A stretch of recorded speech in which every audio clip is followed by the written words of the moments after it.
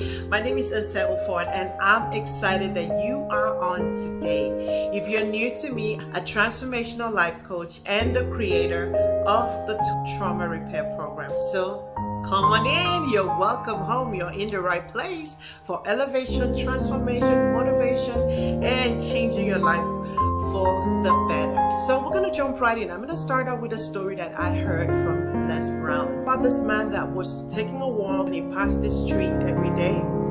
And the first day, one of the houses he passed on the street, he noticed that there was a man, an elderly couple, a man and his wife, and the man was sitting in his rocking chair reading his paper, and the lady was sitting in her on the swing, the swing kind of chair, and she was knitting, and in between them was a dog. And this dog was making some uncomfortable sounds, like he was in pain. He was kind of groaning like he was in pain. And so he looked at the couple, he looked at the husband, looked at the wife, and then he said, well, he passed. He was kind of curious around why they weren't doing anything to see what's going on with the dog.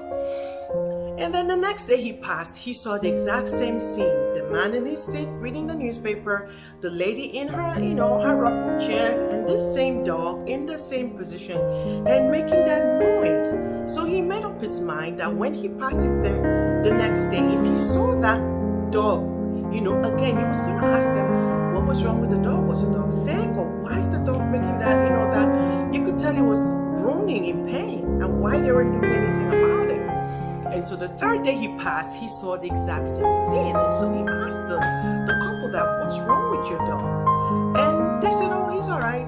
He said, but the dog is making this kind of noise, like he's in pain of some sort. And I said, oh, he's lying on a nail.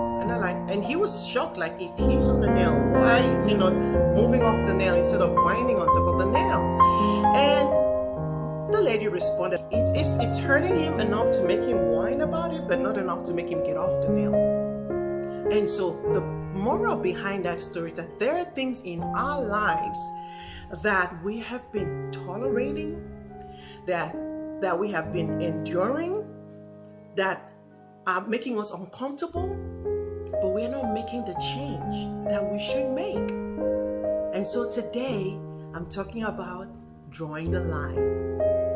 Being able to know, asking yourself, self-love is being able to be truthful to yourself, to be able to appraise yourself, to be able to ask yourself questions and be honest. What behaviors am I tolerating from myself and from other people that are no longer serving me?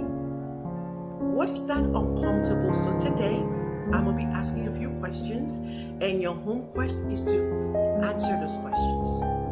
What is that uncomfortable situation in your life that you complain about it, you're uncomfortable about it, but you're not making any change? Is it that relationship that you're in that you probably need?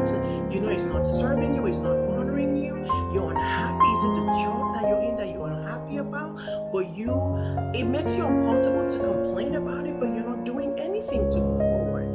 And that different areas of our lives that we are tolerating things that we shouldn't tolerate.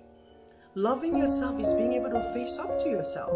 Because sometimes majority of the things, yes, people can do things to us, but the greatest person is us. You are the greatest person in the equation. So what are you enduring rather than changing? It's sneaky. They come in, it starts as a discomfort. You don't like it, it's very uncomfortable initially. Then later on you start easing into it, you start accepting it. What are you accepting and tolerating in your life that is not honoring you? It's against your value. It's not working integrity. You're not working integrity with yourself. In what areas of your life are you allowing yourself to play small? That was a big one for me. I'm asking that question to you today. I invite you to consider it, journal it. Is it in your health? Sometimes we say we want this big goal. This is what I want to achieve. But we don't act. We act as if that goal is optional. We act as if we can negotiate it. We say we want to be healthy, but we eat like we don't have a plan to be healthy. We say we want to do good, but we don't exercise. So it's like the tongue in our mouth and our footsteps are going, we're saying one thing and we're doing another thing. And if there's anything you learn as a parent, is to say what you would do. My kids always say, Mommy, you promise you're going to do that. You can't go back on your word. You always told us you have to be a man of integrity, keep your word. And I'm like, why did I promise these kids something? They're never going to let you get out of it. So if you can keep your word to other people, how about yourself? What are those areas? What are those things that you're allowing yourself slide? Is it in your finances? What are you tolerating? So today was about drawing the line. You're going to take some time out today for the home play and ask yourself this pertinent question. What am I tolerating? I say that I want to be happy, but I'm not doing things in my life.